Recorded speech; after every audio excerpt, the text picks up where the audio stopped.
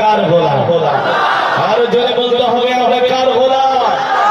আমরা এক আল্লাহর গোলাম, ঠিক কিনা বলেন? মুসলমান আসমান কার, জমিন কার? আল্লাহ তাআলা কোরআনুল কারীমের মধ্যে বলছেন আলা লাহুল খালকু ওয়াল আমর তাবারাকাল্লাহু রাব্বুল আলামিন। নবী আপনি মক্কার কাফেরদের সামনে বুক উঁচু করে ঘোষণা করে দেন, এই মক্কার কাফের